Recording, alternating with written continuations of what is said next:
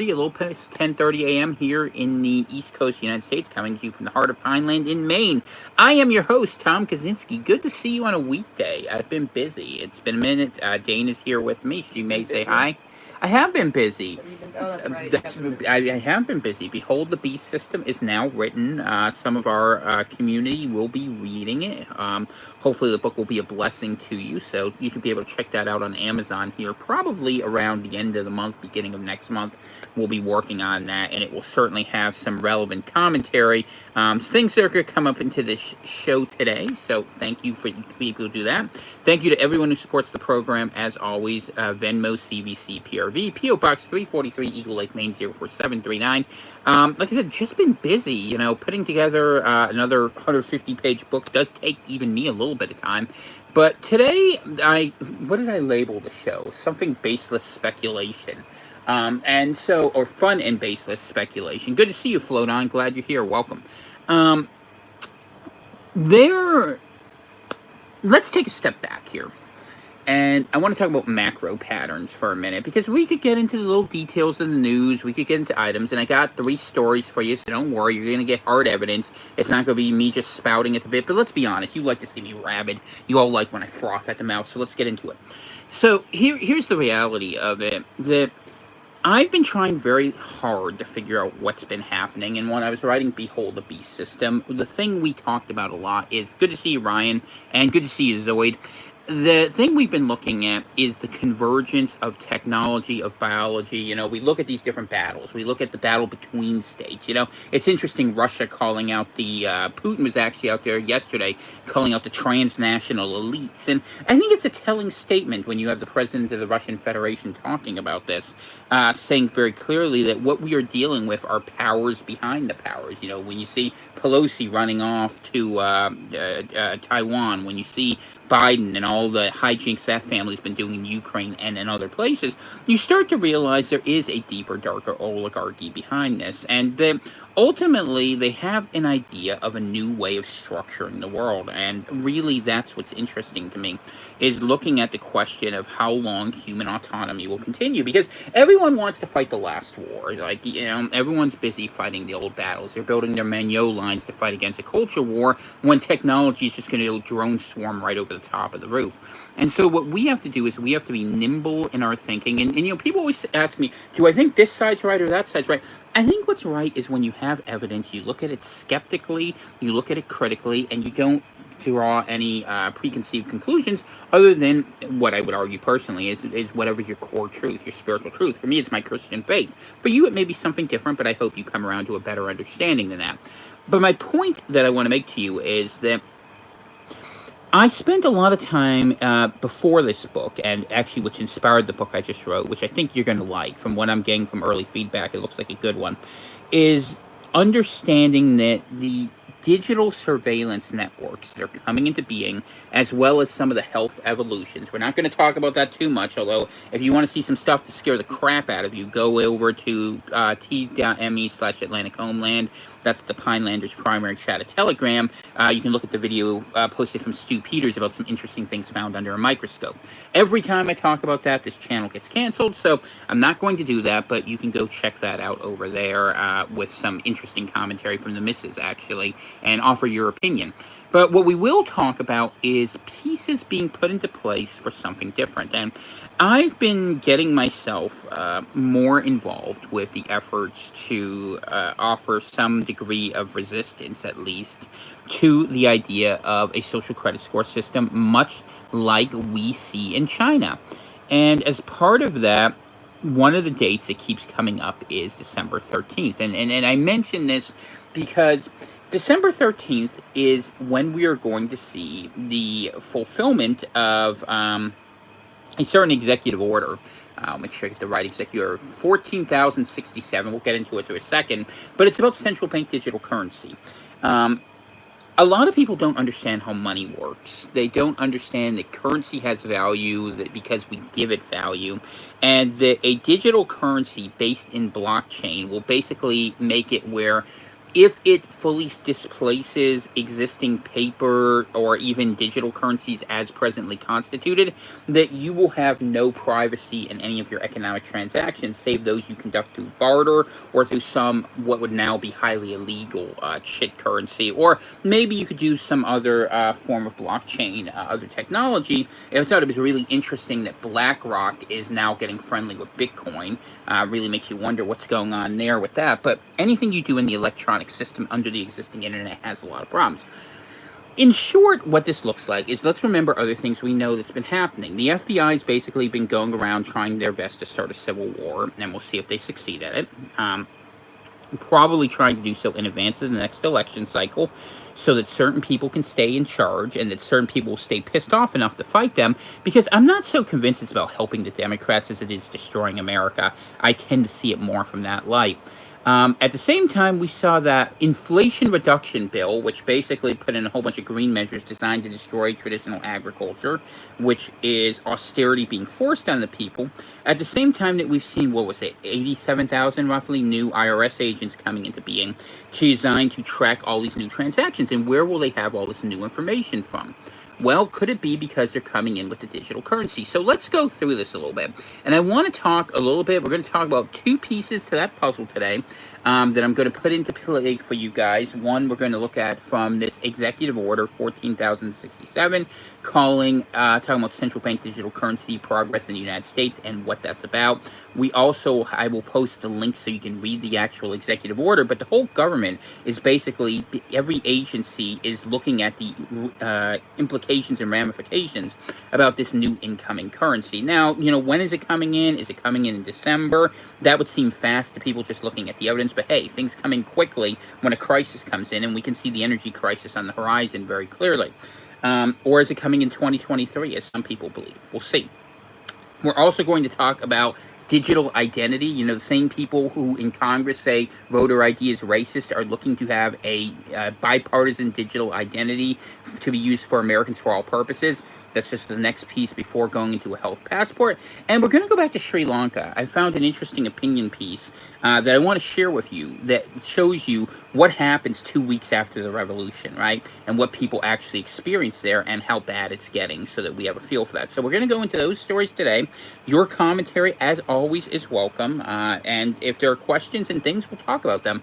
And to build this up, what am I trying to persuade you? What I'm trying to persuade you is we are closing in on a period where we're going to be seeing the transformation of how finance works as a means of creating complete totalitarian states. Now, some more crises will have to happen between there. Perhaps a world war.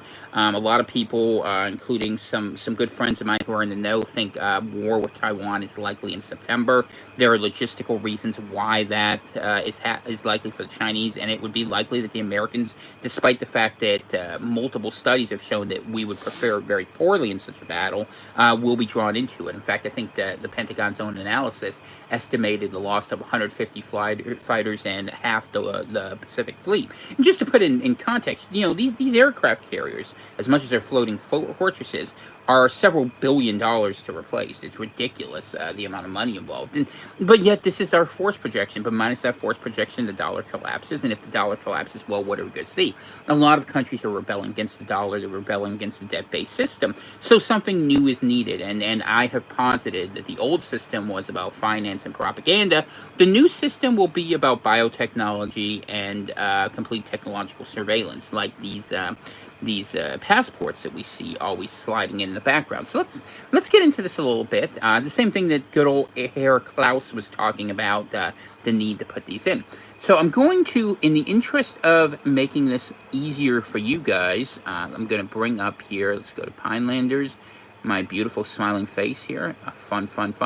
No, I don't want to go to Creator Studio. I'm just sharing links with you all. It's good to see you all. I've missed you, as always. It's fun to come back when I've been away for a minute, because I've been pretty busy. I've actually been doing good work, so we'll see. The smart people in the chat are not that there aren't smart people aren't involved, but some of the smart people are reading this, and they have been telling me good things. So it's probably going to be my last book for a little bit, so let's make of it what we can. Gross.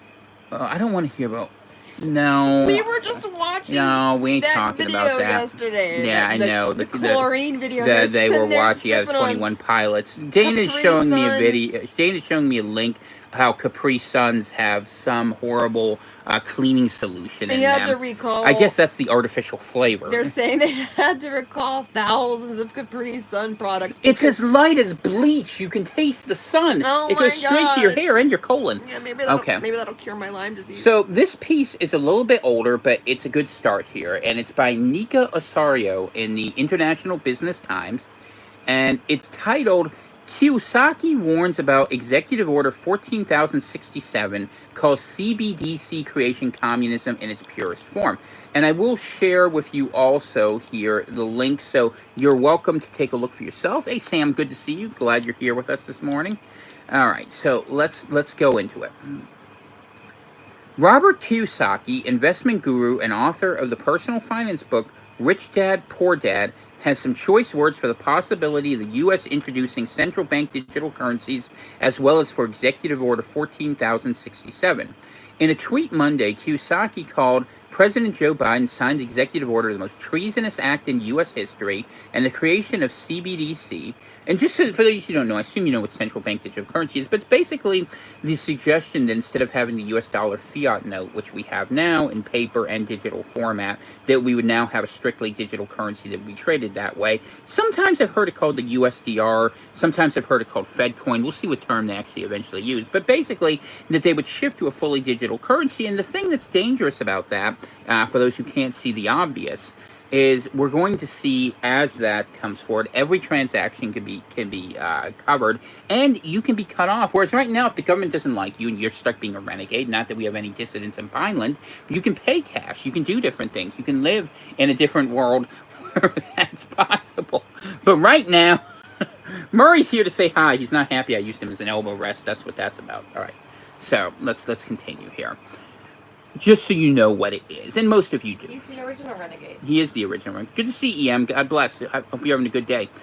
All right, so encouraging Americans to stay away. The tweet read, Jim Rickards made his most important announcement today. It's about the most treasonous act in U.S. history, Biden Executive Order 14,067.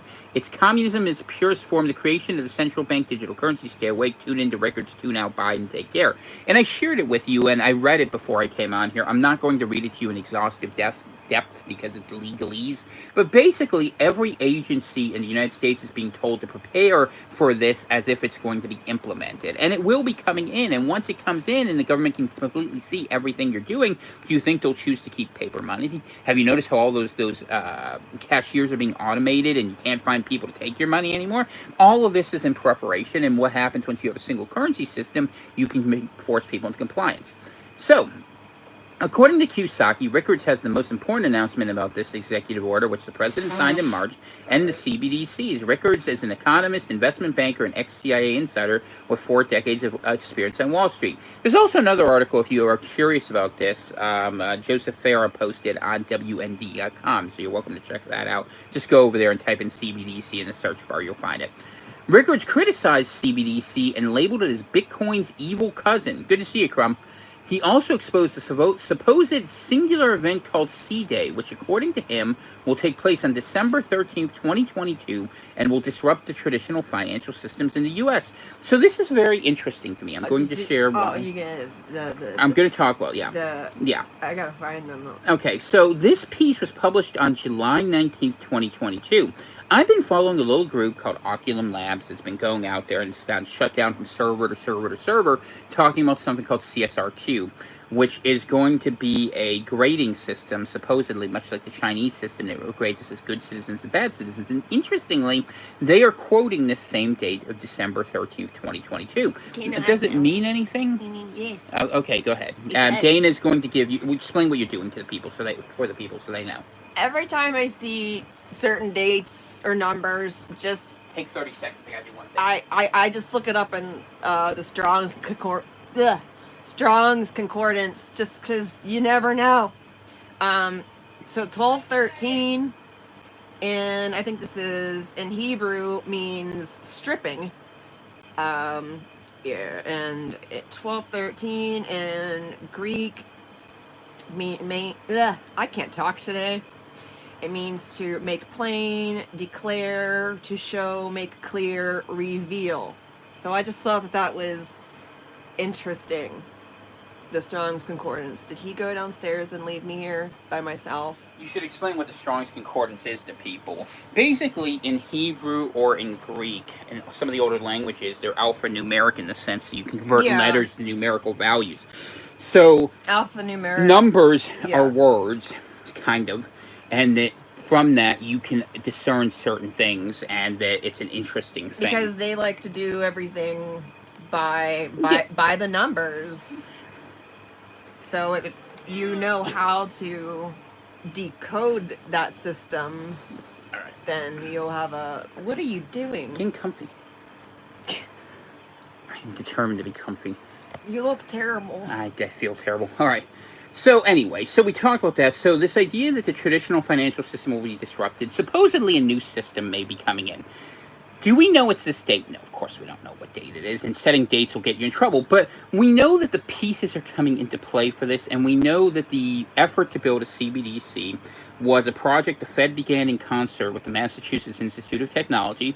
So yet another thing to blame on math, my new favorite thing. And that they've been working on for quite a while. That I suspect is further along in implementation. And the excuse for putting this in, incidentally, will likely be other countries bringing their CBDCs online. I suspect specifically you'll see China bring theirs on perhaps after the Party Congress in October, which will be used as the excuse. Well, America has to do it too, or we'll fall behind in the international field. So finance will fight for finance, and the people will be screwed. Same story you always know. All right, let's continue the article. The ex-CIA insider also claimed that when C-Day happens, paper money would be worthless and the U.S. dollar would crash. He said consumer spending and access to basic needs would also be restricted and people holding too much money would be penalized. Kind of makes you wonder if Rickards isn't Gideon, but anyway. What? Nothing. It won't make sense to most people. But what I was going to say is, and this fits into this other intelligence that's floating around out there, which may or may not be true, but at least the threat is out there of seeing a basically a caste-based social credit score system based upon your compliance with different government orders. And when we look at how the FBI treats different people, we look at the weaponization of law enforcement. You guys saw what happened with Donald Trump at Mar-a-Lago. Some of you also saw what happened to Congressman Scott Perry out of Pennsylvania. Who was also targeted. I believe he's the head of the Freedom Caucus, if I remember. And you're seeing these ongoing efforts to basically politicize law enforcement. And then the FBI goes out there. They're like, why are people unhappy with us? Well, what do you think? What do you think? No, yeah, he's CIA. And look, a lot of these people and a lot of these voices are CIA. They're either assets that are being paid, assets that are being controlled, or they're putting these ideas out there. Nonetheless, this fits the model of what our controllers want to do. They're not shy about telling you. You can read Agenda 2030. You can read what the World Economic Forum is talking about, these brilliant ideas, and you can look at that stupid little imp, Yuval Noah Harari, saying, yeah, people aren't necessary for the future. Won't it be great?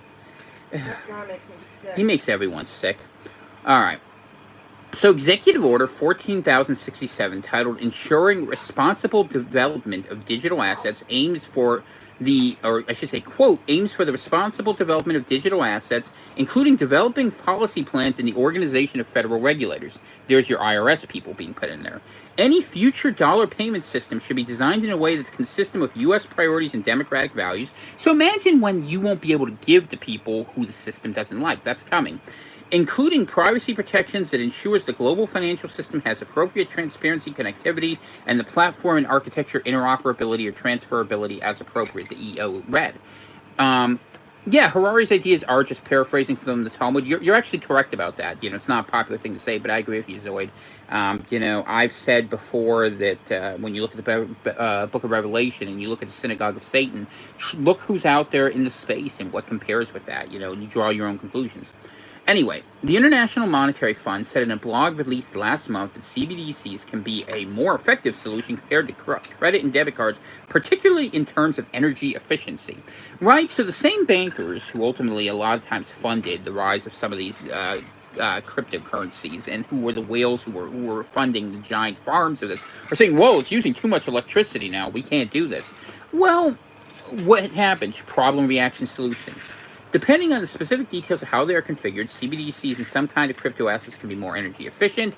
That's why actually they've been changing, was it proof of work to proof of stake, like what they're doing with Ether 2.0, which, by the way, for those who are crypto geeks, I think proof of stake is going to be the coins that are going to be the coins of the future that have value, but you won't be able to use them because electronically everything will be monitored. So if you're trying to play in a very small window and you want to get into that last dead cat bounce, that might be where it is. Of course, this is not financial advice. If you're listening to financial advice from a poor guy in a cabin, you really won't understand the purpose of this show.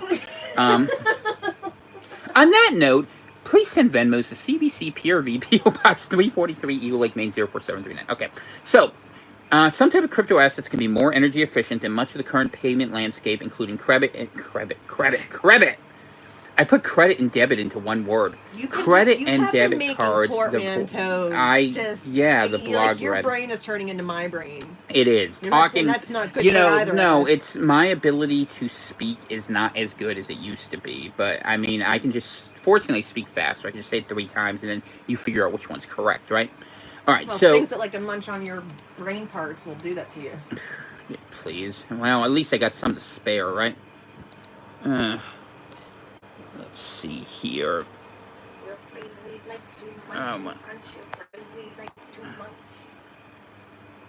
Let's see. Holy cow, Feces, Tom, unbelievably based. I knew you were on the side of angels. Well, I do sermons on Sunday. You know, a lot of Christian preachers don't read the book. If you read the book, it isn't so hard to figure out. The temple broke when Jesus ascended. You know, the tear of the veil of the holies, right? So that was probably God's sign of saying, maybe this isn't the temple you should be worshiping anymore. And if for those who missed it, you missed it. But the good news is Jesus is there for all of us. So, yeah, no, I understand. Believe me, I understand. And I understand there are things you can't say. And there are people you're not allowed to criticize. What was it? Who got in trouble, was it, the other day for not criticizing Soros, but, Merrick Garland. You're not allowed to criticize Merrick Garland now because that's anti-Semitic, because he's Jewish. So if someone's Jewish in America and they do something bad, you are not allowed to criticize them because that's anti-Semitism. And I'm just telling you, that's the definition that we're hearing from law enforcement. So I'm telling you that for your own safety. I'm not saying anyone's above the law. I'm just pointing out the facts of what happens, and you draw your own conclusions about why those things are permitted to continue. And look, I don't mean to attack. People have a right to have their own opinion, whatever it is. People have the right to be wrong, and you'll deal with the eternal consequences of it. But the idea that some people are beyond reproof, while others aren't even allowed to say things, is absolutely crazy, and it doesn't help.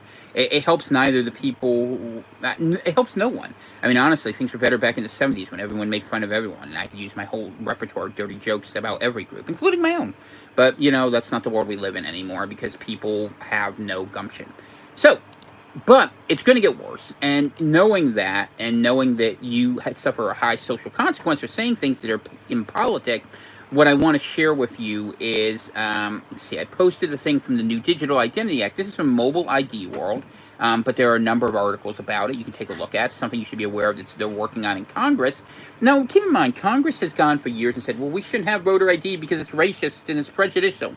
But all of a sudden, the bankers talk and they change their tune. What a surprise. A new U.S. digital identity bill is steadily making its way through Congress. The Improving Digital Identity Act has been reviewed by the House Committee on Oversight and Reform and is expected to pass through once the committee returns from its recess. A nearly identical version of the bill has also been introduced in the Senate, which means it is one step closer to becoming law. Once passed, the Identity Act, doesn't that sound like it's going to go well for us, would give the federal government the legislative foundation it needs to start providing a digital ID service for American citizens. So they can take all those databases they've been keeping on you over at Dugway and over at Fort Meade, you know, now they can use them. Legally, of course. Lawmakers are hoping that digital IDs will facilitate economic activity, CBDC, and give people a secure way to verify their identities in online interactions. However, the bill stressed that the service should only be offered on an opt-in basis. That's what Social Security was once, too. Remember that? Back before credit scores? Oh, wait, of course you don't, because it isn't used that way. With the Senate version going so far as to state that the government cannot require digital IDs for any specific interaction. Well, isn't it convenient that the Federal Reserve Bank is not part of the government, but a private bank that's going to be managing the currency that's going to be used for the Digital ID Act? How clever. That clause should presumably smooth over some of the privacy concerns. You guys know better, right? I would not say such things if I were you. Humpadink, humpadink, humpadink. Sorry. I know. No, it's fine. I've hit the wall today. It's not even with my brain. I've kind of lost fine. it. Dana went splat. She pulled a Humpty Dumpty. All right. Over some of the privacy, shut it down, right? That emerged after the IRS tried to make ID.me mandatory for online users. Remember, the IRS couldn't do this. So what they could do is they could put it in the Fed. Clever, right? It's when it goes away, it comes back. It's like that misinformation agency. We'll have to keep an eye. That thing's going to come back too, in like some other form. Oh yeah, no. Well, it's like monkeypox. Now they want a new name for it. You know, it's not enough. They should just call it the butt bug. Own it, and they should call it the butt bug. It's a pain in the butt. That's why we're doing it. Both sides, in and out. The butt bug. All right. Well, everybody, if you can, do the butt bug. You remember the Bartman? Yeah, probably. I'm God. Okay. All I'm thinking about is like some sort of like mutant tapeworm now. Nasty. That poor dog. We were hearing a story about this. It looked like a greyhound, didn't it? I don't know what kind of dog it was, but yeah. You want Chinese impressions? You have to call 10 minutes in advance. I need 10 minutes to prepare. Exactly. So all right. Exactly. That's how we egg roll up here. On that front, the bills would similarly prevent the government from creating a centralized national digital identity database, since such a database would present an attractive target for cybercriminals. So they'll make it private, right? The bills instead suggest that the government's digital ID program should supplement existing digital ID offerings from the private sector. And you remember, the private sector is getting paid by the government to make these passport apps. We covered that 2 weeks ago before they shut me down 3 weeks ago before they shut me down. So, the Senate version of the bill goes on to establish a digital identity task force in the Department of Homeland Security grant program to help encourage the development of interoperable digital ID. So we don't want any more task forces. We don't want any more fusion centers. Honestly, this whole thing needs to be excised. It needs to be cut out like the tumor it is, and the Department of Homeland Security needs to be canceled. The Department of Justice needs to be destroyed, and we need to get rid of all these different agencies. If you want to have an intelligence agency, put it back in the military like you did with the old Office of Strategic Services, and I'm going to go there, repeal the National Security Act of 1947. None of this matters because none of it's going to happen. Instead, we are going to be living as destitute dissidents, fighting against something where we're going to have to make our own currency, and it's not going to be digital. We literally, what we should do? We should go rob a Milton Bradley property. I'm saying this, and Milton Bradley? We should go to the Milton Bradley factory, the people who make the board games, and just rob all the Monopoly money. Just say, we're going to take this because at least it's colorful and fun, and we just use that as the new currency. That's what we should do. It's clever. By the way, don't really go rob the factory. Don't we have anti-Monopoly? We do have anti-Monopoly, yeah. I don't think we've ever played it. No, but we should play a game. We should have game night. Oh, playing games with you. Playing games with me is great. Playing games. The audience would love to play a game with us. Maybe we'll have to get like a Zoom. When have I cheated? When was the last time I cheated at a game? Othello. I win. All right, so just so you understand, let's take a marriage break here. One moment.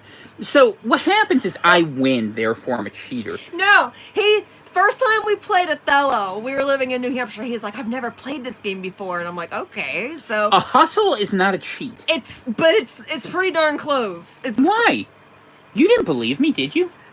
I was kind of shocked that you hadn't played it, but then you proceeded to torch me, and then you crossed your arms and sat back and laughed, and I'm like, you're full of it. You have played this before, and you just couldn't even hold it in. How many games of Othello have we played since then? Very few. And how have they gone? 'Cause I can't stand your smugness when you win. She doesn't like. I'm a poor loser. I'm a sore loser when I lose. I'm a smug winner when I'm not allowed to play games. She's like, why don't we play games? I love to play games. I sit with the most still impression. Like I'm sitting in a courtroom and someone's reading a guilty verdict to me, and that still doesn't work. She's like, I know how you really feel on the inside. You forget I'm an INFJ and I can read your mind. I get blamed for thinking. I get blamed for feeling. It's not so let me tell you something. When the government comes for me, they got nothing on her. No! It's not my fault I can read your head. I can't. It's true. This is the future you have to deal with. Don't be like me. Don't live the life of Minority Report. Stop the digital IDs. We'll call them Dana ID. Just kidding. Ow! I had that coming. With interoperable IDs, people would be able to use the same credential when interacting with federal, state, and local government agencies. Oh, look, and I wouldn't disagree with the idea of having a common ID if it wasn't being done for false reasons. So the government is hoping the digital identity bill will help counter the rising threat of identity fraud. The losses attributed to identity fraud jumped from 16.9 billion in 2019 to 56 billion in 2020 as people started doing more business online during the pandemic. I think if somebody stole my identity, it might do me a favor. Yeah, they might feel bad. I might throw you get a better bucks. credit score if someone stole my identity. Can't do much worse. Nope. All right. So yeah, no, we've been in the boony because we've been excised and exiled and all these sort of things for a very, very long time. It's funny. It's like people are like, "You're not afraid someone's going to steal your identity." I was like, no. They can have it. They can have it. Run with it. If you can make it work better than we will, that's impressive. You know, we need a new identity. We'll be the ones stealing identities before, and honestly, that may happen in the future. But in all seriousness, to get to the point of this, so we got digital identity coming. We've got central bank digital currency. You know, we've got they're floating around. You know, we're heading into fall, so promises of new health restrictions. Trudeau's hinting pretty heavily for the Canadians. You don't have a choice up there, and that stuff will come down here. You know, I vote we pool our money and put Tom in a huge poker event. So I used to be a pretty good player of Hold'em, actually, and I have placed in tournaments before, but I haven't done it since my 20s. And the reason why, and if you're a poker player, by the way, you can appreciate this, bad beats. When you have a hand, because I'm pretty good at math, and you know you should win, but you don't, usually against some scrub who doesn't know what to do. Hey, I stayed in on 2-7 because my kid was born on February 7th. And then you lose to that person who plays the worst hand. Because when you win, despite the odds, it's luck, it's machismo, it's charisma. When you lose, the world is against. I hate losing more than I like winning. I don't know at this point, but yeah, if you guys put me in a poker tournament, I'll play for you. So that's fine. You guys put a team together. I can play. I can play Texas. You I should can have play listened Omaha. to Kenny Rogers, man, and taken that You advice to gotta heart. know when to hold 'em. Although I would like to, if you Know actually when to taught me how to stand properly ground and play Know poker, when to run. I wonder which one of us would. You guys like what I could do is we could do I traded in my chips though a couple moves back, but if I had my chips, or I could find some cheap chips, yeah, because they're just so heavy we weren't using them. And remember the move was sort of, but what would be interesting is, and we could find another way to do it, you and I could each have 1,500 in chips, and we could see who would win, you versus me. Who do you think would win? If you think I would win, press T. If you think Dana would win, press D. If we had a poker tournament. Now, keep in mind, I played for many years and a lot of cash games, and my wife doesn't gamble and doesn't play cards because she's a good Christian woman. She doesn't do these things. But if we did play, who do you think would win? The intuitive champion who can read my mind perfectly, but has no skill or practice in poker as yet. That's why I said if you taught me how to play, I think I would just annihilate you. Maybe. Because I do that with rock, paper, scissors. It's a little more complex than that, and there's a little more chance involved. So I'd have a shot, but it would be interesting to see if we'd have good old T or good old D win. So let me just say hi to everyone who's here. Fossil's here. Stubbed My Crypto. Good to see you, Tim. Glad you're here. And Zoid writes, I always saw an awful lot of commercial in casinos. Is what little money is won is part of money laundering. That's true, which is why you don't play poker at a casino. You play it somewhere else. Comply with the legal regulations of everything. I'm in a post-legal space at this point, okay? It's just, I've kind of been there since my 20s, since, I had an Italian Didn't uncle. your mom like to play slots? Yeah, she liked to play slots, and she was terrible at it, but she liked to play. She liked to lose money.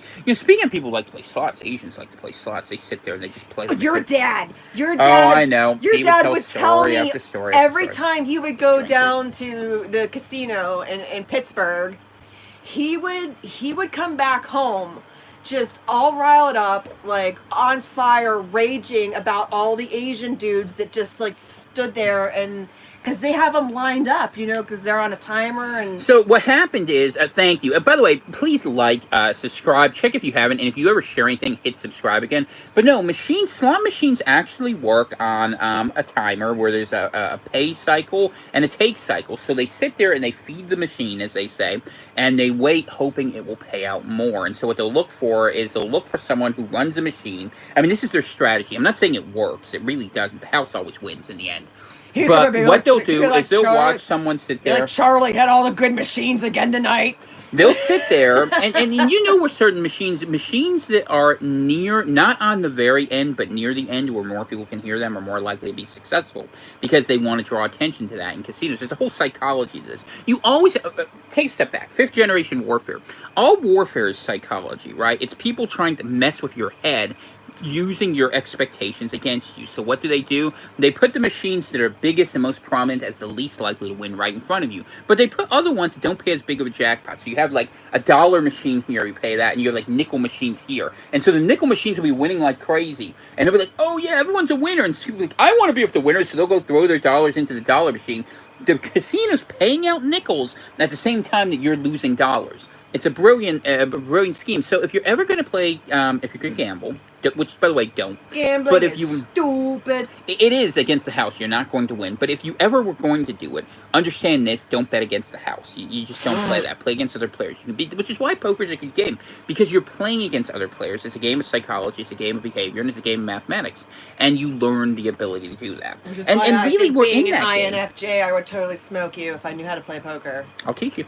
Because I can read. I am very happy to teach I you. can read your mind. I can read your mind.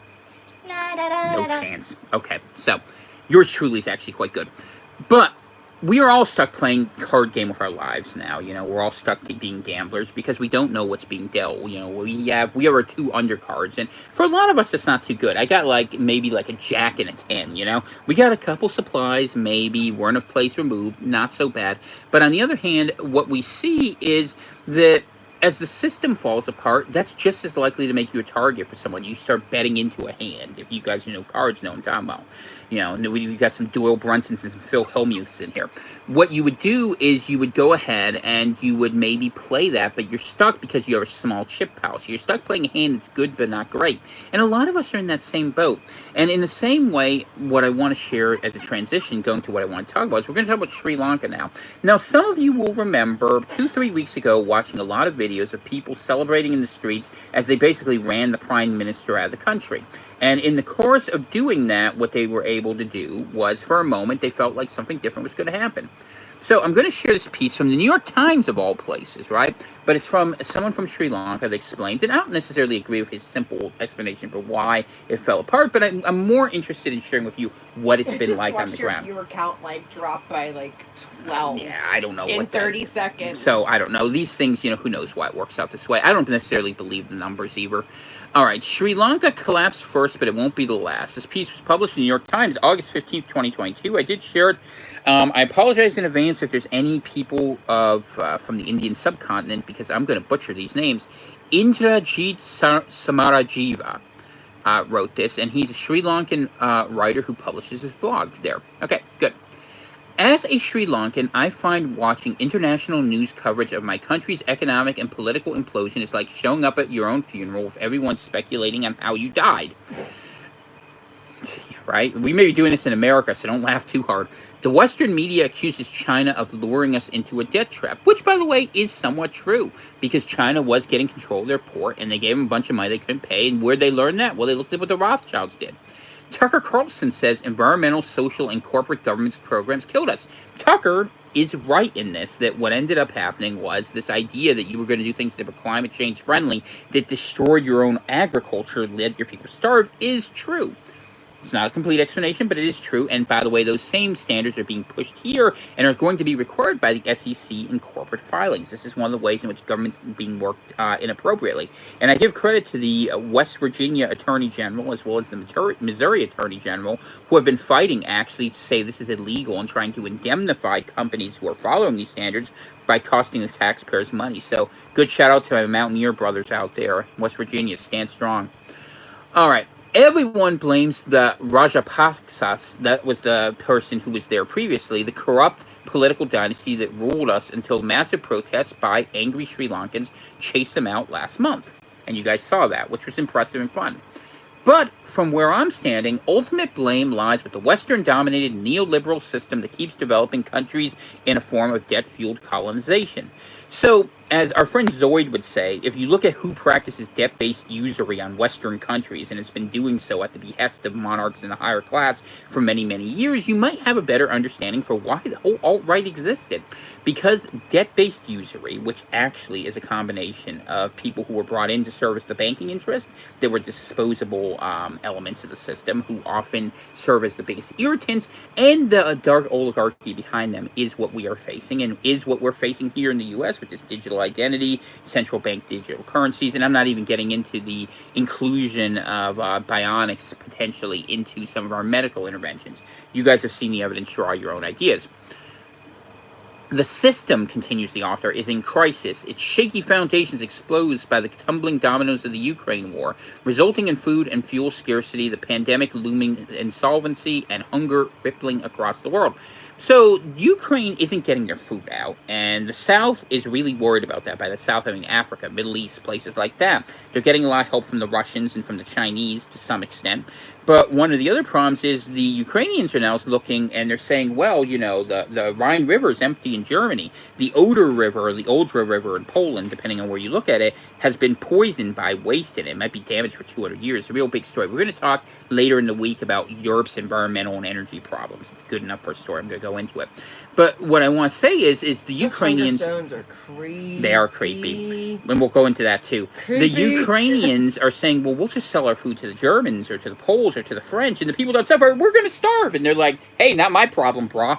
You know, go eat Sally Struthers or something.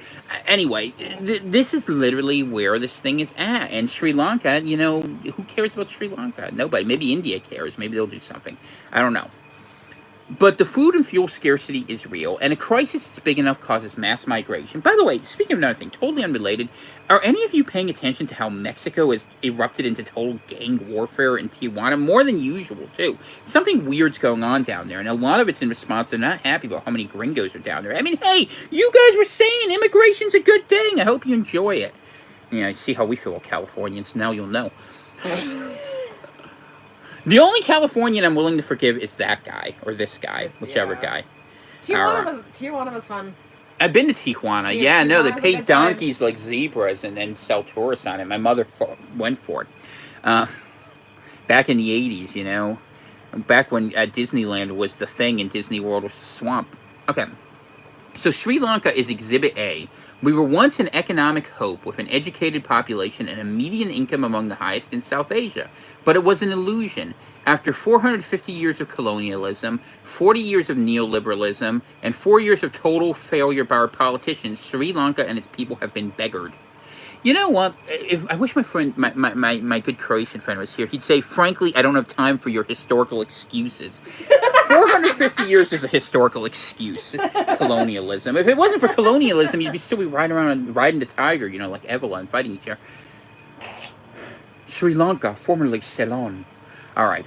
So the former president, Gotabaya Rajapaksa, deepened our debt problems, but the economy has been structurally unsound across administrations. We simply import too much, export too little, and cover the difference with debt. This unsustainable economy was always going to collapse. So he's got a really good point here.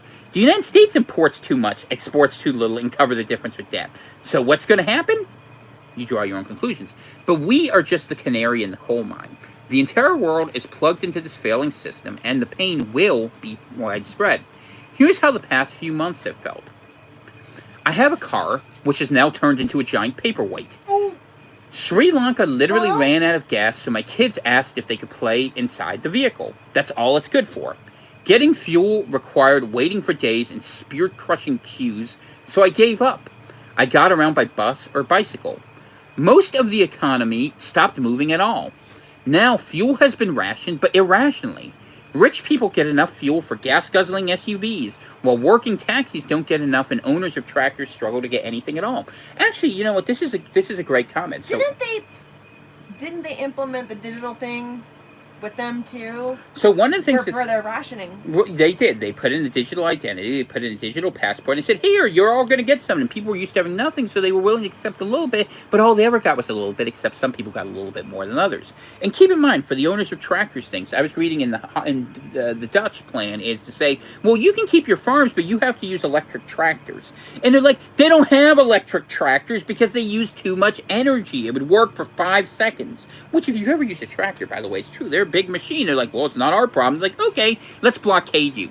So we see that happening here. I mean, you do have to tow like a string of solar panels a mile long behind your tractor to keep it going. And even that wouldn't work. No. You couldn't have that. And they don't have electricity anyways. Electricity rates are up 10 times in France and Germany. So how are they going to do that? They're not. And why don't they want you using liquid fuel? For the same reason the Rockefellers went ahead and took people off ethanol and put them in gasoline in the first place. That's what temperance and women's suffrage were actually about. If you go back in time, you would actually learn these things if you're willing to go. The history of how corrupt the first 20 years of the 20th century was are absolutely crazy and off the hook. But what you would find in this is what you find here, that there's an irrational method. But the reasoning is clear enough, is that the haves are separating by the have-nots by putting the middle class and the upwardly mobile into abject poverty and saying you're lucky to survive while some of them exist beyond and say, hey, we're the ruling class, we can do these sort of things. And just the same sort of thing you're seeing here. Zoid's talking about here, the problems existing in the UK. Yeah, you don't need to throw your wealth yet, but you will. Dawn writes, we have friends in Sri Lanka. Yeah, you know what, and to be clear, I poke fun at cultures, but I hope and I pray for all the people of all the people. We have friends in India. We have friends in India. We have friends throughout the world. And you know what? If you are a Sri Lankan or someone living in a third world country listening to this broadcast, congratulations on having superior English skills. You're going to need them. And also, I want to say our hopes are with you. Look, we're going to go down pretty bad too here. I share this with preview to people in the United States, in the United Kingdom, to Canada, Australia, New Zealand, because we are on the same path you are. And we, believe it or not, even though we are lazy, entitled brats, we are actually your allies in this fight, because the same people who are oppressing us are oppressing you, and that's one of the things you begin to understand. And the rich are just an easy target for them when you look at, instead, it is this usurious debt-based system that we need to be looking at. But let's continue the story. The rupee has lost almost half its value since March, and many goods are out of stock. You learn to react at the first sign of trouble. When power cuts started a few months ago, my wife and I bought an expensive rechargeable fan. Days later, they were sold out. When fuel cuts became dire, we immediately bought bicycles, and the next day their price went up. Staples like rice, vegetables, fish, and chicken have soared in price. And by the way, having tools you can use yourself, okay, without needing some power source, are very good for prepping. You also want to have the ability to have things that can easily recharge, and if you have the ability to provide some degree of electrical generation for yourself, I think that's an asset you're going to be very happy about.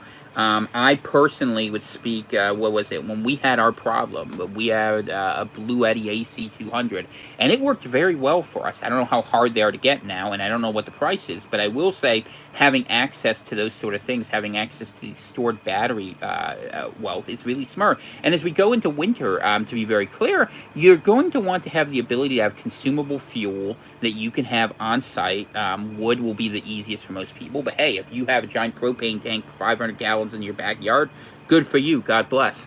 Something like that to get through these days and what's going to come, and having a sound food supply. And if there's harvest happening around and you can get it, grab it, can it, store it, save it, do whatever you need to do, I think that's incredibly smart. Right now, we are in the low. We are in a period where people think, hey, the gas prices are going down, but we will get hit again. Gas prices may not be the thing that goes up, but grocery prices have not gone down, and they're not going to.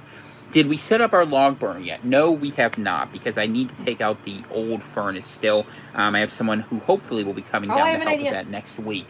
The book burning? Do you want to use the tin stove for that?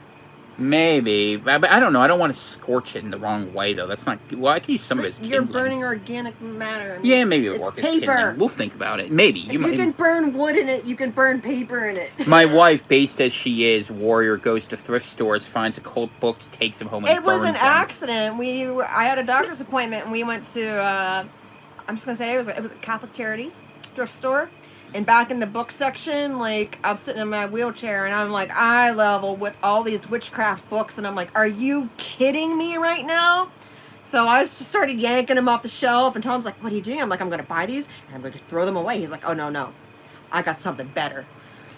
So I was like, "Oh, you want to burn them? You want to set them on fire?" He's like, "Yeah." So if you have... I am not a pyro. She kind of is. But I am a little bit of a pyro. But if you have a book that you don't want to have in your possession anymore and you would like to see it destroyed, send it to us. We will happily set it on fire for you. You know, because just destroy it yourself. But- It's fine. But I mean, if you want, destroy it yourself. That's fine. But we could roast marshmallows over it. No, I don't want a cold flavored marshmallow. Bad idea. Failure. I want to burn the book. Well, we can burn the books. Burn the Okay, books. so let's go back to Sri Lankans, where, you know, they can't make jokes like this. They're struggling. They would be happy to have a fire. Probably not. It's warm down there. Many Sri Lankans are going on one meal a day. Some are starving. Every week brings to my door a new class of people reduced to begging to survive. And what do they do this? Why is this desired? Why? Because the lords want us to be serfs again. You know, that's what they want. And the funny thing is, the people who supposedly support the poor, you know, like in America, like the Democrat and the left-leaning parties who always say, we're for the poor people, they never take care of the poor people. Did they forgive the student loan debt that they promised to do? No. Did they give any real support? No. What did they do? They put a whole bunch of IRS agents in and put in all these ESG governance craps. So, anyway, this guy writes, I earn in dollars as a writer online, so when the rupee depreciated and was devalued, I effectively got a raise. We can afford solar and battery backups to keep the power on, but many others are at the mercy of blackouts. People couldn't work as factories and other workplaces shut down, and children couldn't sleep in the heat. The first major protest kicked off in March after a full night of this, when it seemed the entire country was sleep-deprived and furious. Yeah, no, it's okay. We pray over things before we do that, but it's a great point. To be clear, when you're playing with occult objects, which you shouldn't do, there are intelligent ways to do it and less intelligent ways, and there's a whole deliverance ministry thing involved with that. Inquisitors are a real thing. I know it sounds crazy to some people. It actually exists. Yeah, I just didn't like that because they were mixing with like kids' books and other stuff, and I'm like, this should not be Well, it's the here. religion section. You put truth with heresy, but So I was like, yeah, this is all just going in the garbage. But Tom's like, let's just set it on fire. I'm like, okay. yeah. So, well, the reason why is things get reclaimed. Last month, protesters breached the presidential residence in the prime minister's office, and it was the one thing that felt good. See, you get symbolic theater, you get political theater, you get a Trump victory, you get a Biden victory, you get something, but it doesn't accomplish anything. Along with thousands of our ordinary Sri Lankans, I got to see inside these colonial-era fortresses for the first time. It was spontaneous, safe, and respectful. Couples went on dates there. Parents took their kids. I saw people singing in the president's house, a mother dancing with her toddler, people swimming in the pool. I walked around a hall lined with plaques bearing the names of British colonizers, which seamlessly became the names of our own presidents. You know, this is the problem, by the way they teach it. I mean, the way they teach things like that the people who went there, like the East India Company, didn't do any good. The truth of it is, colonialization is far more complex than they say. Yeah, there was suppression of the native areas.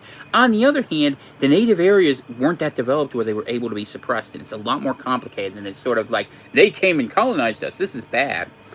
Anyway, another day, another topic. At the Prime Minister's office, someone played the piano, and a shirtless man draped in a Sri Lankan flag slept on a couch. 4 guys had set up a game of carom and were flicking the discs around. A child joyfully cartwheeled across the lawn outside, and a community kitchen served rice to anyone who was hungry. It was a beautiful sight in a space where elites nibbled on canapes before, surrounded by armed guards. It felt hopeful. But what had briefly felt like true democracy didn't last. Parliament merely replaced Mr. Rajapaksa, with one of his cronies, Ranil Wickremesinghe, who had been prime minister. There's like 30 letters in there. There are. Who had been prime minister a handful of times, but lost his parliamentary seat in 2020. He has turned the military on demonstrators and arrested protesters and trade unionists, and it's all been constitutional, eroding faith in the whole liberal democratic system. And by the way, it will be here too when it comes, whatever it comes. You know, it's like, hey, the election was won, and if it's stolen, everyone always claims it's illegal. But the thing is, legality is actually, believe it or not, less important than morality. And if you have immoral leadership leading you, you owe them no sanction. I know that's not a popular position I take, but it really is true. And what happens is you have someone set up for a fall, and you have the next dummy who walks in the door and says, hey, I'm going to be the opposite, and does the same thing. And we've seen this. We've seen this with the left-right paradigm. You've seen this whether you voted for Boris Johnson or Gordon Brown going back, Tony Blair, whoever you want, John Major, Maggie Thatcher. Nothing's changed. Or, here in the United States, what difference was there really between the Bushes and the Clintons when it really comes down to it? Or for that matter, as much people would say it, Obama and Trump, let's be honest, people think there's some huge difference. America operated the same way because the permanent bureaucracy did so. And you could say, hey, yeah, Trump leads with morality. And come on, let's be realistic. Trump went around. He was a guy who ran casinos, ran beauty pageants, and what's he do? His kids are picking up new religions all the time, right? They're all they're running and what's it called? The Jewish thing. No, the what's it called? The Shabbat, that's what it's called. They're running around with that. And look, people like Trump because they made him feel good. But Trump goes around saying, let's give praise to God and America is so great. But America isn't great. America isn't great because America isn't good. And America isn't good because we desire power, lust, and wealth much more than we desire to be good people, That's the problem. And look, I get people want something different. And I get Biden is terrible. But Trump had 4 years to fix things. And he didn't do a damn thing. And you could blame the deep state. But you know what? He had a chance to confront them. If nothing else, if you believe nothing else, on January 6th, if he had said to those people, it's time to go, they would have done so. That much is true. And he didn't. So, my way of looking at it, I don't believe in the election system. I don't believe in the process. I'm in a post-American space, and for people who are not used to me, that is one of the things that's difficult about what I try to put out here. But I will say this, that what I suspect will happen in the fullness of time, and we've seen this in many countries, is that a right-wing hero comes in to purge the degeneracy, the debauchery, and the waste, and ultimately they enable the sort of totalitarian system. And we may see that. I mean, if you've read things going all the way back to the protocols, you would understand that this is something that has been thought, that the leadership of this world does not really support degeneracy. If you really get into it, they support it as a means to an end to be destructive. But even take the monkeypox thing. If at the end of the day, it ends up removing a certain element of the population, which I'm not celebrating. It's sad when people get sick. It's sad when people die. It's sad when people are caught up in their own carnality. But what I'm saying to you is, from the perspective of people who are looking at this through the left-right paradigm, they'd be like, oh, they're removed, they're gone, what a win. And then the other side will say, let's take them out. But the problem is, we're fighting each other. And we're fighting for scraps at our master's heels. And that's kind of the point of, and that's why they like the democratic system, because people see each other as enemies. That's why they like it so much. Let's go back to Sri Lanka. Sri Lanka, like so many other countries, struggling for solvency. And by the way, I am not a fan of anyone out there. I'm not a Trump fan. I'm not a DeSantis fan. I'm not a Bernie Sanders fan. I was a Ron Paul fan. I'll admit that. And I voted for Trump in 2016. I worked for him. I helped get him elected. You wouldn't believe the things I did. Anyway, and it was all for naught. And we in this, as Pinelanders, the reason, actually I don't say this out enough, the reason this is called Pineland for new people is that in Pineland was the name of the group that was being fought as the theoretical militants standing against the training American soldiers, right? And it was the fact that we are Americans who are no longer American because the country has abandoned the principles that we care for. Most of us are Christian, but all of us pretty much subscribe to classical, traditional principles of Western civilization that were good, about industry and about taking care of your family and caring about your folk and stuff like that. And so that was something that was stolen from us. And we're like, we're not going to give you our endorsement or support. I mean, we're not here to cause active sedition, but ultimately we understand that you're not looking out for us and that you are our enemy with different colors and different guises. And every new election just proves that theory right again and again, which is why we emphasize self-sufficiency, why I try to warn you about the things that are coming, and ultimately we hope for community to develop a continuity so we have a real alternative. So, I mean, because I was a long-time political dissident. I was a secessionist here in New England, in northern New England. I still think it would be to our benefit. Who knows, if New Hampshire breaks away and Maine goes on its own, goodbye America. Nice knowing you. Make sure you don't let those Massachusetts people come through at the end. That's kind of how I feel about it. Can we build a wall between us We need and laser sharks in the Merrimack River. That would solve the problem. I'm down with laser sharks. Laser sharks are the way to go, All right, so Sri Lanka, like so many other countries struggling for solvency, remains a colony with administration outsourced to the International Monetary Fund. We still export cheap labor and resources and import expensive finished goods, the basic colonial model. The country is still divided and conquered by local elites while real economic control is held abroad. The IMF has extended extended loans to Sri Lanka 16 times. Always with stringent conditions. It just keeps restructuring us for further exploitation by creditors. And we see this. We see this being done to countries. We see this being done to individuals. 30-year loans, 40-year loans, 50-year loans, all these things. And do they ever forgive the debt? No, they just roll it over in new ways and say, well, eventually they'll say the debt's forgiven, but we're going to control how much money you have. And they have no other choice. I think they estimated the world is $300 trillion in debt. And productive capacity, the whole thing's a couple $100 billion. So at some point, the shell game goes up, but the people who are in charge are able to use that to manipulate us because we give our worship over to money. So, as much as the West blames Chinese predatory lending, only 10 to 20% of Sri Lanka's foreign debt is owed to China. The majority is owed to U.S. and European financial institutions or Western allies like Japan. We died in largely a Western debt trap. And just so you understand, China and America, China and Russia on one side, and America, the West, Japan, G7 on the other side, are fighting this debt war. Who can get people into obligations? Who can take control, and what can they hold through their militaries? All right. Oh, don't be mean. I'm not being mean. I'm just pushing her aside. All right. Other countries face the same peril, continues our author. Around 60% of low-income nations and 30% of middle-income ones are in debt, distress, or a high risk of it. And one other thing he said that was right here is it's the elites who do it. That's why Argentina, for instance, has always been a mess. Pakistan, Bangladesh, Tunisia, Ghana, South Africa, Brazil, Argentina, Sudan, the list of those in trouble is growing rapidly. An estimated 60% of the world's workforce has lower real incomes than before the pandemic, and the rich countries offer little to no help. But big economies are suffering too. Europe faces energy uncertainty. Americans are struggling to fill their tanks. The United States may already be in recession. Its asset bubble threatens to pop, and British families face food worries. We all are experiencing these things. It's going to get worse. The IMF just warned that the likelihood of a global recession is growing. As economies collapse, Western loans simply won't get repaid, and poor nations will crash out of the dollar system that props up Western lifestyles. This is why you see the BRICS movement getting bigger and bigger, because they're like, we don't want to deal with the old bullies, we'll deal with new bullies. Picking China's a mistake, but leave that aside. I mean, picking the West is a mistake too, but man, don't pick China. Solomon still said that they have troops up there along that border. Oh, of course where they do. They're fighting. I asked him because I was curious. Yeah, the Himalayan line is crazy. Then even Americans won't be able to money print their way out of trouble. It's already begun. Sri Lanka has started settling loans in Indian rupees, and India is buying Russian oil in rubles. China may buy Saudi oil with yuan. And you see this even more. Turkey's buying another S-400 system while they're still demanding the Swedes extricate Kurds to stay in NATO. I mean, the double dealing is crazy, especially in the Middle East. Saudi Arabia just gave an emperor's welcome to Xi. And you're seeing this transition, and the West ultimately has used the dollar and has used the dollar at the threat of force. So why are we heading towards World War III? Well, because you're going to see us have to fight certain battles. And I think maybe they believe they have some space advantage. They better have something. Otherwise, the West is going to lose to those hypersonic missiles. But we might find that out next month's story. I mean, my military friends certainly think that's the case, but let's hope they're wrong. The Sri Lankan Uprising that threw out our leaders is called the Aragalaya. It means struggle. It's going to be a long one, and it's spreading across the world.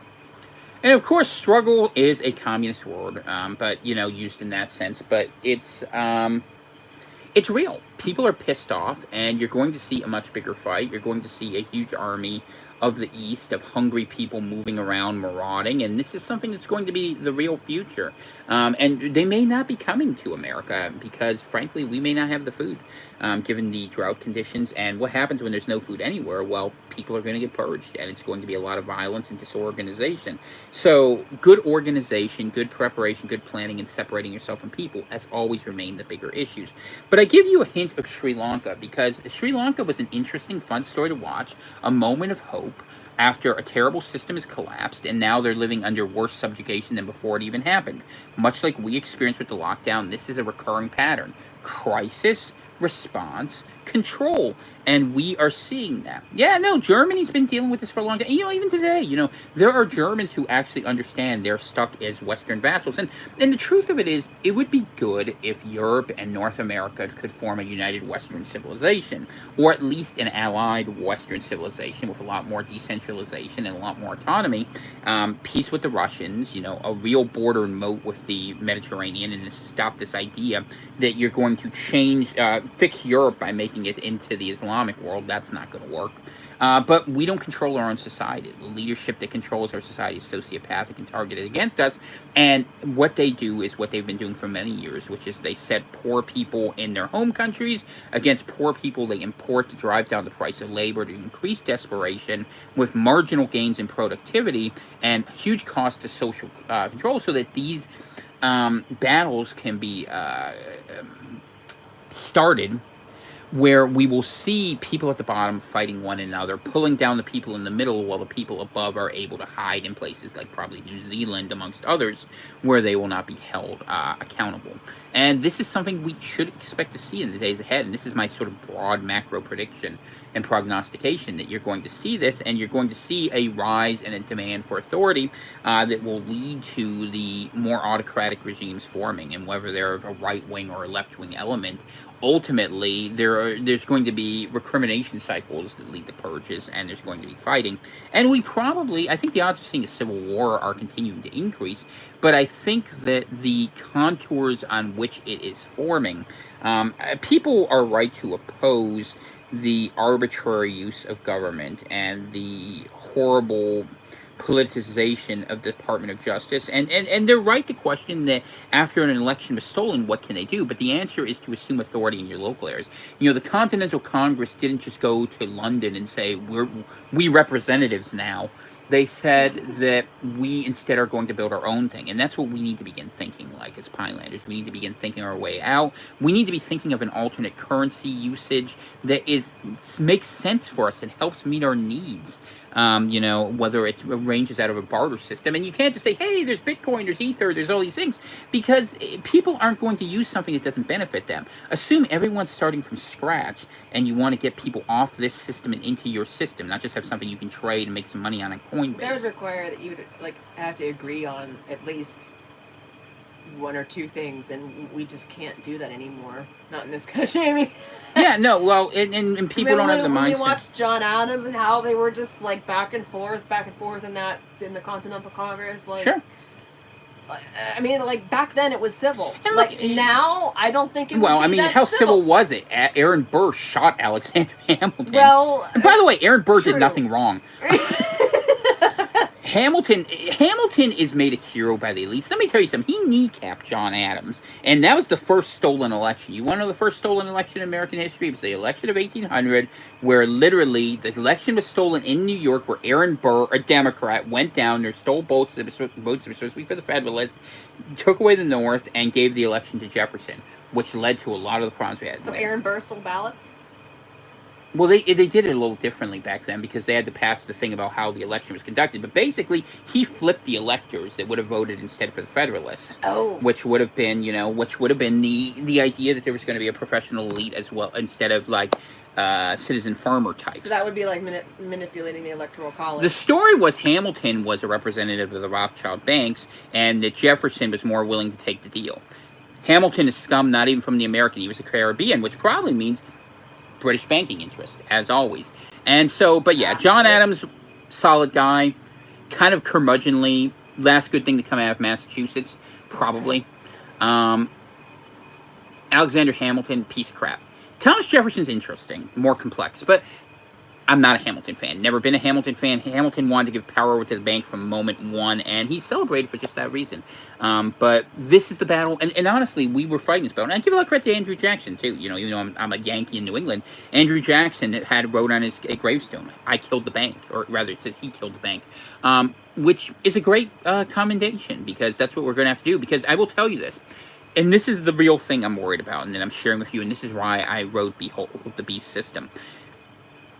About a month after we've switched to a digital currency and paper currency is obsolete, the ability of people to offer resistance to any social credit score system that doles out a quota UBI type digital currency, especially after a debt jubilee or a debt collapse, whichever way they choose to go with it, where a lot of people are going to look up and I'll give you an example, like how this will work.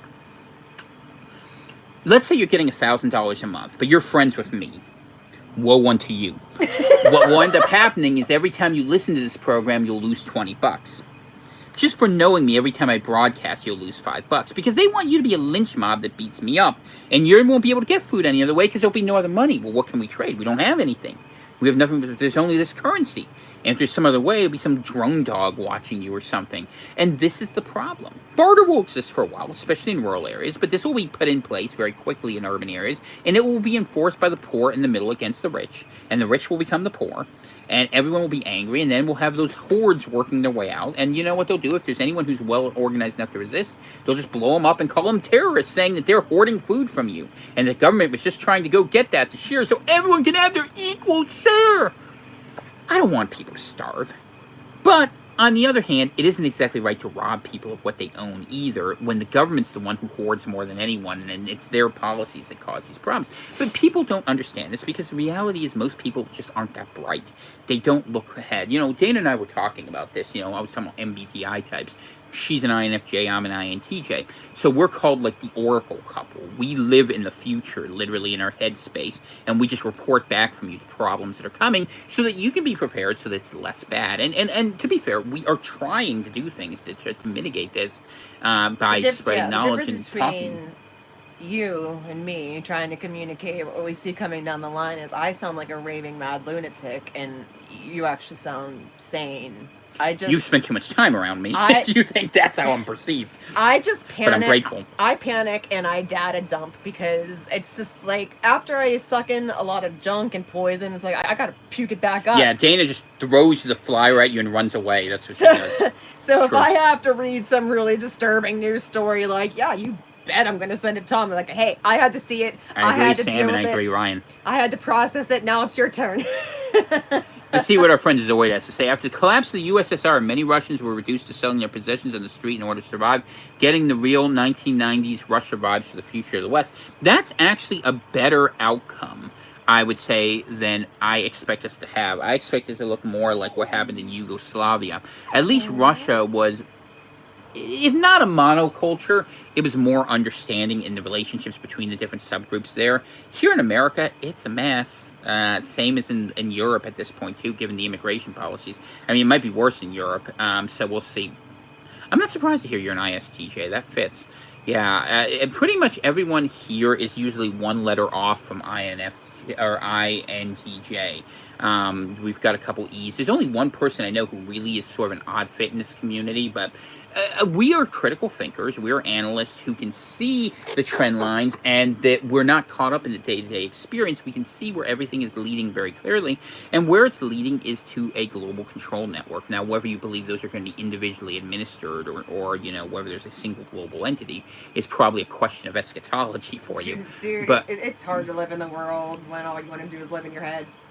Yeah, but what we are encouraging and what we continue to encourage is that you work diligently to get yourself as far removed from that system. And I will tell you, yours truly is trying to come up with some better solutions, not just describe the system, but come up with something. What we need is a different, and I'll say it very clearly because I'm going to be working on this, is we need to figure out a way to have a currency alternative. There's going to be a very, very small window. We'll call it the Sri Lankan pool window, where while people are swimming, before they panic and take the bad deal, if a better deal is offered them, you could do the switch.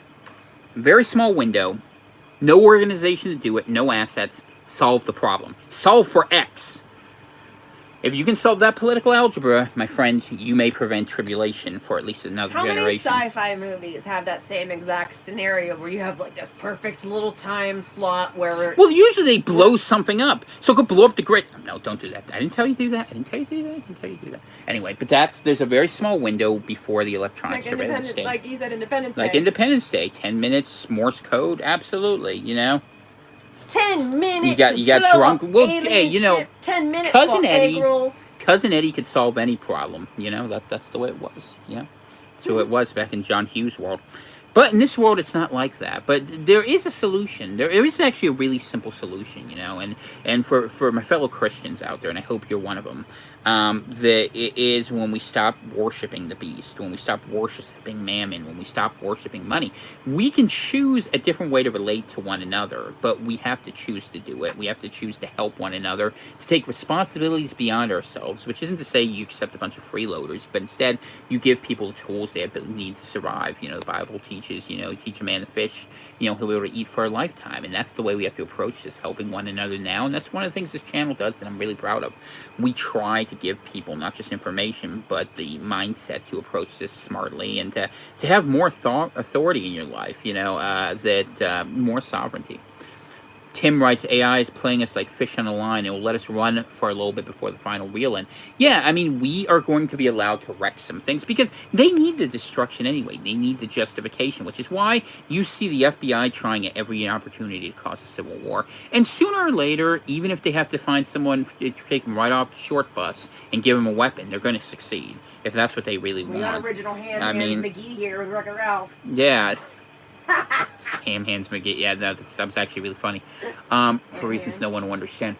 That these are the challenges we're facing now. So all I can do is share this information with you in the hopes that some good knowledge will come out of it. I do hope in the days ahead, we're going to cover Europe in a little more detail. Again, we're going back there because they're having a lot of problems with their rivers, which is leading to a lot of other problems with their energy production. And as goes Europe and America, we're going to go together, and I would say Japan as well is caught up in that same boat. So we'll take a look at that.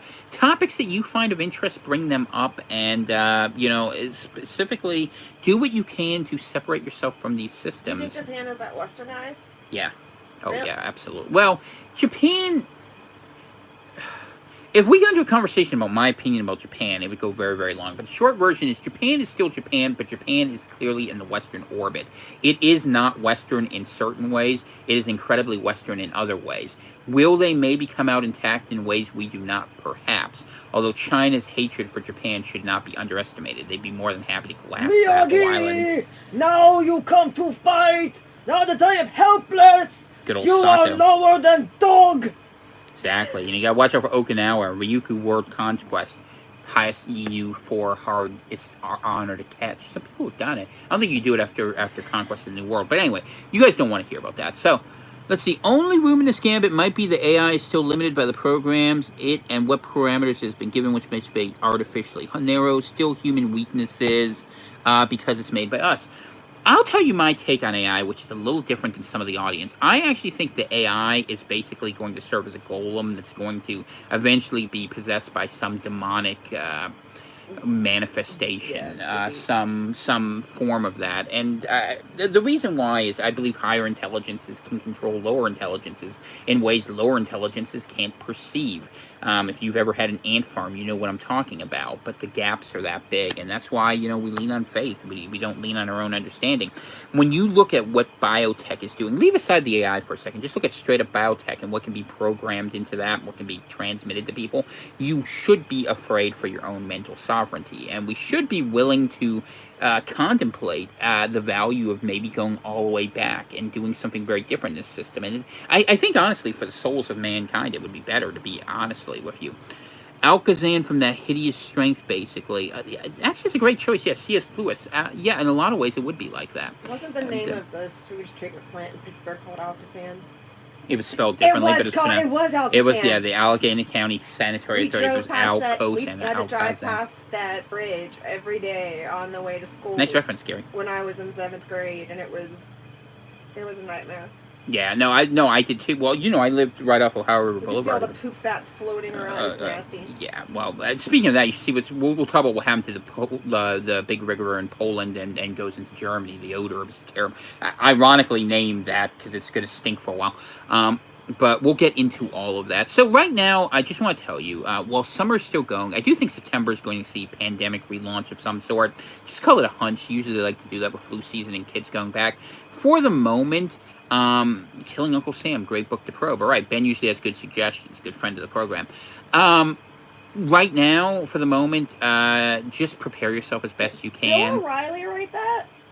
He wrote a couple books like he wrote Killing Jesus and Killing Patton and Killing Lincoln and all that. And that's Patton did get assassinated. I actually believe that. Let's see. Rumor is Prince Edward Island in Canada is rebuilding their COVID checkpoint. I wish I could go across. I'm not far from there. I mean, not really. I could get there in 6 hours. So it costs $50 to go across the the Commonwealth Bridge. Yeah, no, it's crazy to go over there. $50 when you could swim. I swam all the way here from China. There you go. Can't be derp.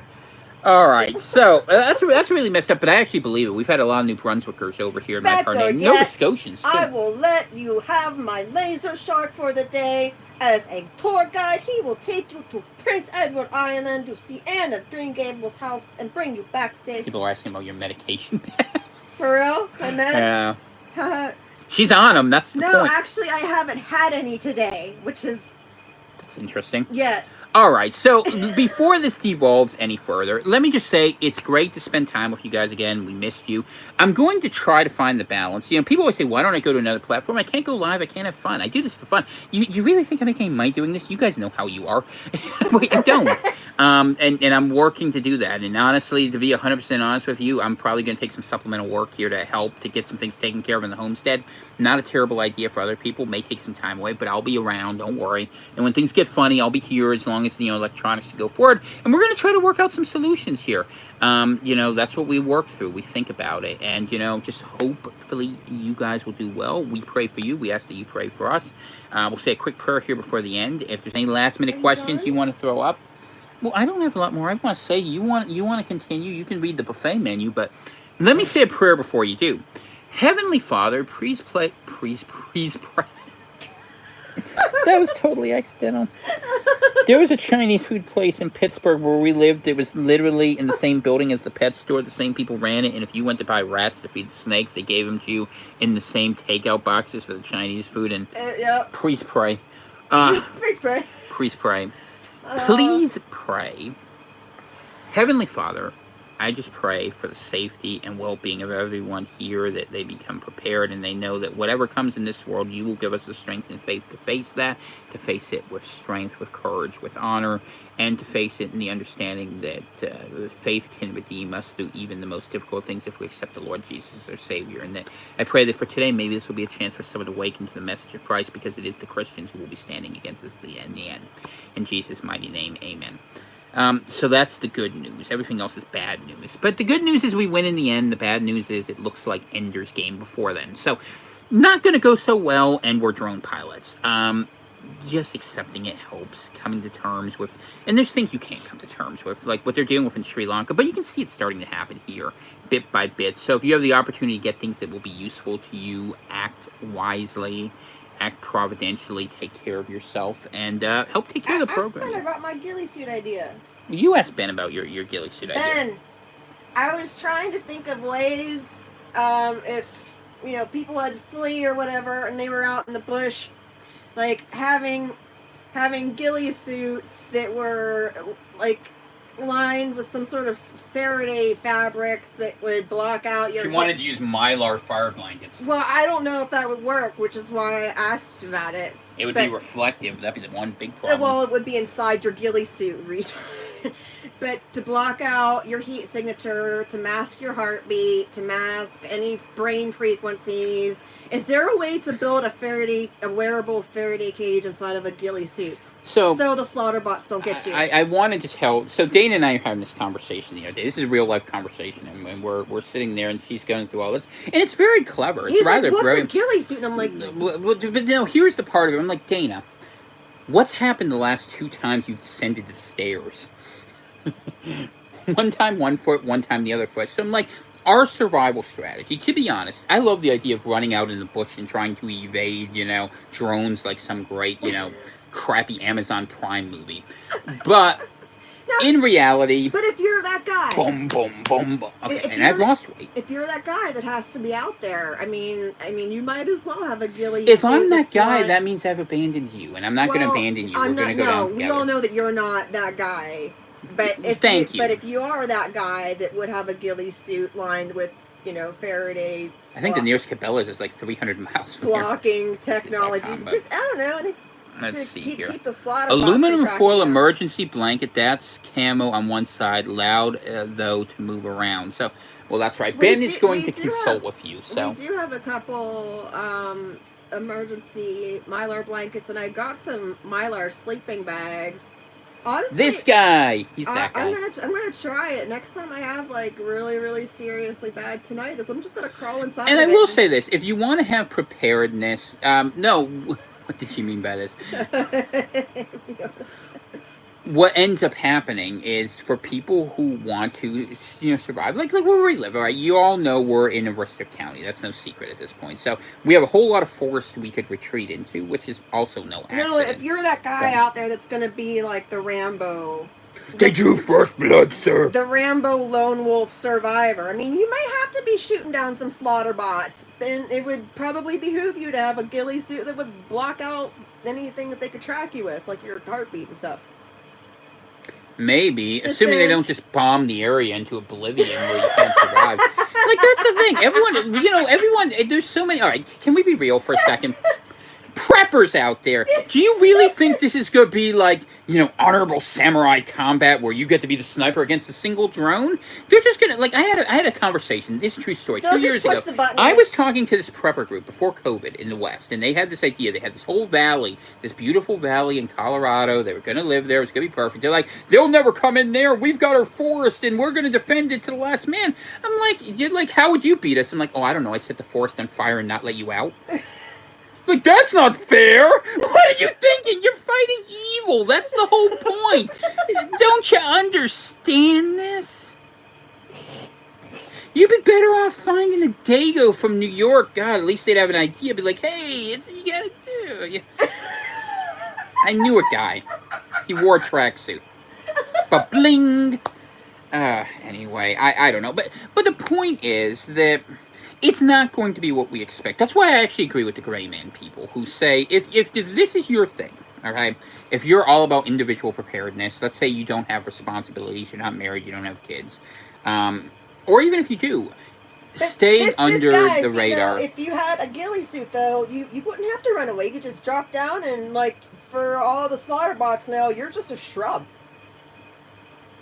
I will tell you one thing that we did talk about. If you were living underground and you had a big compost pile on top of you, one, people don't want to have the smell, but secondly, that the heat from it would hide you. Yeah, no. I mean, let me put it this way. If we're at that point, you know what? You might just be better just having one really nice meal. But honestly, there are...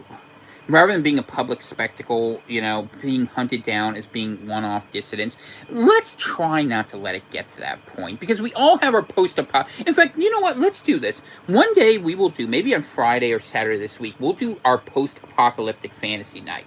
Dana, myself, and I invite all the members of the Pineland community. If you submit it to me, either at newalbion@protonmail.com, you can leave it as a comment in this video if you'd like. You can leave it direct it to me as a message. Better send it as a private message and put it in the Pineland group. I will share your vision of what the apocalyptic future. Let's make it short, 150 to 300 words. Most of you can put a page together. You're not so far removed from school for that. And we can see what you actually think it's going to look like. Because I think that would be actually a fascinating episode. To see what people's different visions of what kind of apocalyptic hell, or maybe you believe it's a utopian future that we're going to see, let's say, 2 years from now. What? You look like you're going to have a heart attack. We're just talking about it. No, I'm fine. Okay. This guy wrote 87,000 IRS agents. We were talking about that earlier. What they'll do is bog all dissidents down. Training how to bang. Yeah, no, shoot, yeah. And he says they favor indirect. Of course they do. Look, and this is what it is. I wrote about this in my book. You're going to like the new book. Read it, learn it, understand it, soak it in. Leverage is what's important. Leverage is what finance does. Money is fake. People's behaviors are real, but we worship money because other people have it and because we accept it as a standard thing. We could all say money was worthless and just start over and say, all right, do over. We could literally do that. That's kind of what they did, but then they went and looked to the same idiots for decisions. Oh, you screwed us, but you guys fix it. You have authority. We have to take authority back for ourselves. I hope when things fall apart that there's a million different competing authorities such that they can't put it all back together. That's the happiest outcome I can imagine. If every community did that, you don't have to agree on anything. You could be left wing, right wing. You could be wingless. You could be a fricasseed bird. It doesn't matter. But what would happen is you got to take away that central authority. And really, the central authority isn't the power that is important, isn't the state. The state is really in subject to finance. That we are thinking about this.